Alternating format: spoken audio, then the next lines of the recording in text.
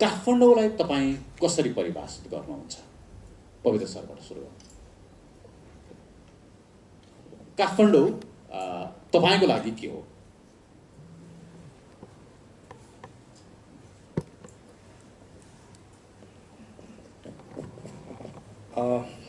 सबैलाई नमस्कार।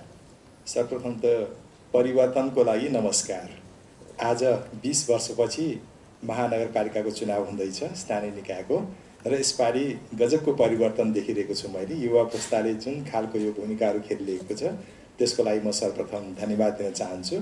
यस्तै खालको परिवर्तन मैले कल्पना गरेको छु महानगरपालिकाभित्र आउने दिनमा, र यस्तै परिवर्तन ल्याउने मानिसहरूको लागि मेरो चाहिँ सधैँ साथ सहयोग रहनेछ पनि म विश्वास दिलाउन चाहन्छु। र अहिले भर्खरकै प्रश्नको लागि म के भन्न चाहन्छु भन्दाखेरि काठमाडौँ महानगरपालिका मेरो दृष्टिकोणमा यो ऐतिहासिक नगर हुनुपर्दछ, यो पर्यटकीय नगर हुनुपर्दछ, र यो आर्थिक विकासको केन्द्र हुनुपर्छ छोटोमा भन्दाखेरि।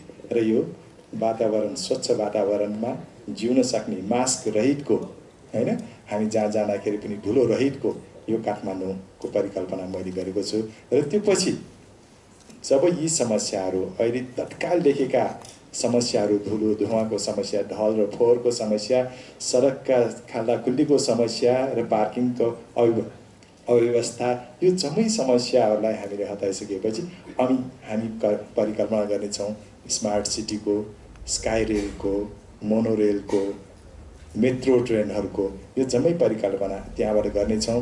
र हामी जहाँ जाँदाखेरि पनि बिहान लगाएको लुगा भरेसम्ममा चाहिँ धुनुपर्ने स्थिति नहुने स्वच्छ वातावरणको मैले परिकल्पना गरेको छु। धन्यवाद। प्रश्न